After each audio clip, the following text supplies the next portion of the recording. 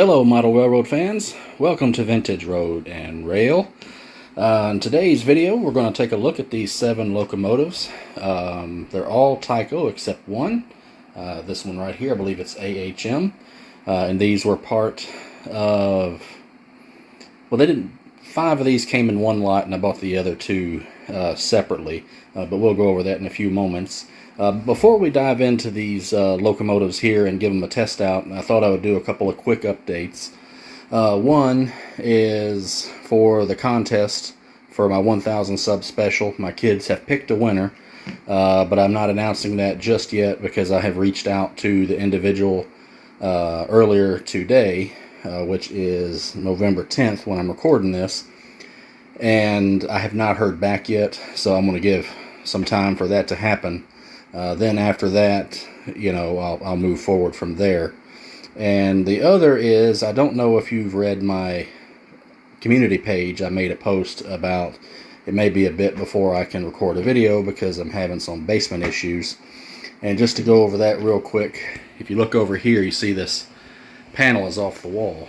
And behind that is where the water comes into my residence. That pipe goes down below the entrance there about foot and a half maybe, and then goes out the wall. You know, facing this wall here, that's the outside. I'm underground right here. And I thought at first the leak that I've got was coming from that pipe, but we finally was able to figure out that there's a small crack down at the foundation in the wall. It's not very big. For the most part, it wouldn't cause much in the way of issues unless maybe there's a really heavy rain. But the suspicion is that the pipe on the outside of the wall has got some sort of a crack or a hole or a bust or whatever. Either way, water's coming out of it where it shouldn't. And the floor is considerably wet over there. And actually, you can see the top of my fan. I'm trying to blow it on there to keep it as dry as possible. But if you come over here, I mean, you can see it destroyed, molded a box I had sitting there. I don't know if you can tell it's wet, but even coming all the way over here, which is where I sit to use my computer in general, edit videos and so forth. So anyway, I've got that in progress. So for the moment, I can come down here. But I don't know what all is going to be involved. I'm hoping I don't have to empty this room out, because just to pan around, I mean, just look at all this crap. You know, and if I come back around here, you know, obviously there's the train table. I know I'm probably making you dizzy, all this. It just, you know, so if we have to have everything dumped out and this carpet completely ripped up, that's gonna suck. So anyway, 3 minutes in and I haven't even got to the point of this video, but I just thought I would give those 2 updates. So here we go. Let's take a quick look. So these 2 did not come in the lot. I should have arranged them a little bit better, but we've got these 2 Southern Pacific shark noses, and we got 2 C430s. Then we've got a GP20, I think it is. And then I'm not real sure what this is. I believe it's an Alco switcher. If someone in the comments wants to correct me as to what this actually is. The locomotive itself, not who makes it, because on the bottom I think it says AHM. And then we got a Tyco Plymouth switcher. So we're going to set up in the tripod just a moment and get a closer look at each of these. And if one of them runs really good, we'll get this little adapter car and maybe a handful of these hoppers and give it a good run around the track. We'll use the best running one, if any of them run. Now the one thing to note is the individual that sold all of these to me were unable to test them. But the lot of 5 here that I got, the individual said that the person he got them from was pretty adamant that they worked, so we shall see. Alright, so let me stop the camera for just a moment and get on the tripod, and let's get going, because again, we're 5 minutes in. We're on the tripod here, so let's just start with this little Plymouth switcher. Just give it a quick look. Seems to be in really good shape. It's got its horns. I don't see anything broken, and we got both horn hooks. And this is one of the older MU2 drives, so this should run, if it runs, should run pretty good. And the nice thing about this is unlike the MU2 standard locomotives, this you can get in there and maintain, do some maintenance on it, which is a plus, because you can just pop the shell off and you can get in easily to everything inside. Alright, and then we have got, I believe this is an Alco switcher, and we can see here the AHM logo, but it looks to be good and complete. Don't know if there's supposed to be a horn anywhere that may be missing. I'm trying to figure out if maybe right there or something. Of course, I'd hate to have a horn there and be sitting in there. But the horn hook couplers, I don't know if you even saw any of that, are there, and everything looks good. And we got a fairly rough GP20, but it's Illinois Central. It's got handrails on one side, but not the other. But it looks to be in mostly good shape. Got a little bit of paint chipping here, but the horns are there, and we got a bell. And this is an MU2 drive. It's missing the front coupler, but the rear coupler is there. Alright.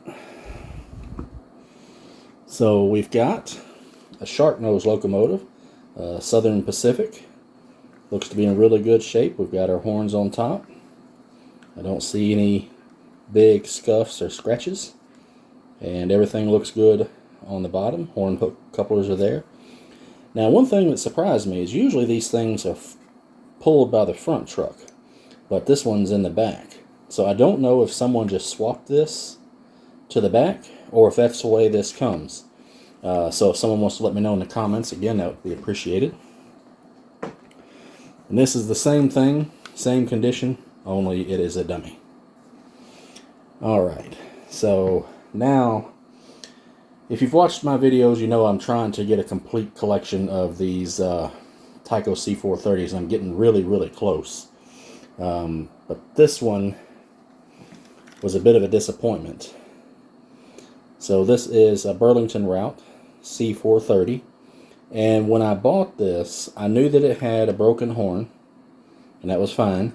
And I knew that some of the handrails were missing, that I knew it was complete on this side and complete on this side. But that was the only thing that was wrong with it, cosmetically at least. Well, it got here, and these are the parts that were in the bubble mailer. And yes, you heard that right, bubble mailer. They just took this locomotive and stuck it in a bubble mailer with nothing else but this, and so all those parts broke off here. Coupler broke off, and the little number boards popped out of here and here. I was able to retrieve everything except one of the number boards is missing. There's only 2 in that bag. Lord knows where that went. So the good thing about that is I contacted the seller, and he gave me a full 100% refund, told me to keep it, do what I could with it. So that's what we shall do. At some point I may look into gluing these on, and maybe it'll make a good custom, because then I can just paint over the glue marks. Alright, and this one was a little bit more rare bird to find. We got this GT or Grand Trunk Tyco C430. It's in really good looking shape. Didn't come with any handrails, but I'm not sure if it came with it out of the factory. But everything is complete. Horns are there. Horn hooks are there. Everything looks great. So, okay, well, let me come off the tripod here.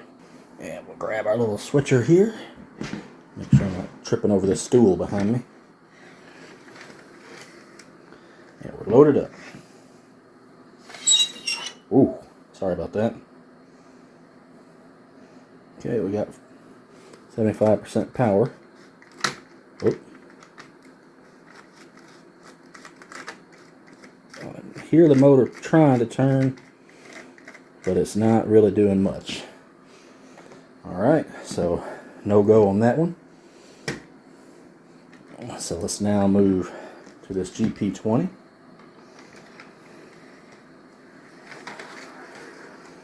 Seems to have pretty good traction tires. Alright. Give it some power. I heard it twitch. It's got a little bit of life into it, but it's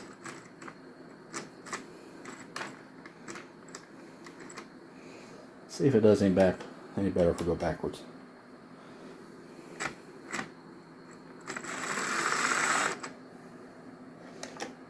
Let's try forward again.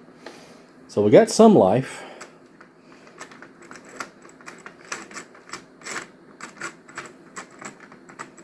Alright, well, we won't push her, but we do have a little bit of life, so hopefully a little bit of maintenance, we can get that going.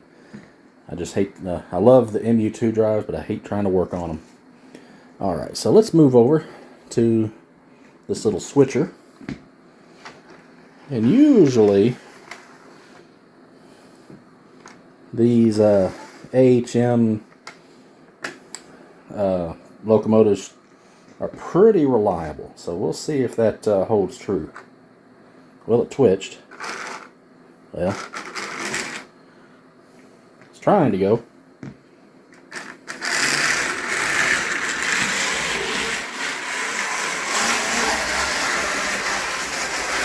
Please don't stop over there. Well, it's running, and she seems to be smoothing out a bit. Very loud and grumbly. But she does run. Front headlight doesn't work, which is a shame. Alright, so let's try this guy. Smell that motor too. Let's try this guy here.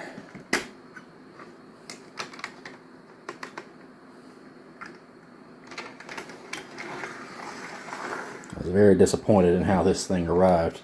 I had to go and buy another one. I heard it twitch. Oh, we got a little bit of life. We got a working light, and it's trying to move. Alright. So we do have a little bit of life in this rascal.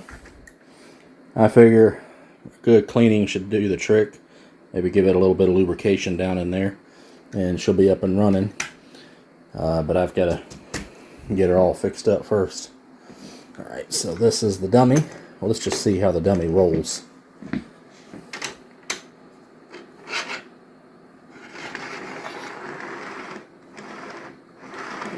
Yeah, doesn't roll very freely. Alright, so let's give her a try. Alright, nothing so far. Well, that is disappointing. Huh. Well, the person I bought this from bought it from somebody else and was emphatic. They said that it worked, but it does not. Oh well. Pull it apart a little bit later and get her up and running. Alright, last locomotive. Let's try this Grand Trunk. Yep.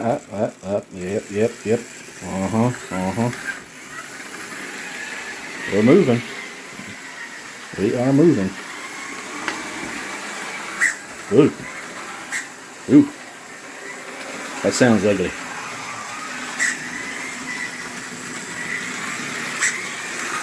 Well, let's let her break in just a bit. But she's got a little squeak. Needs a little bit of oil.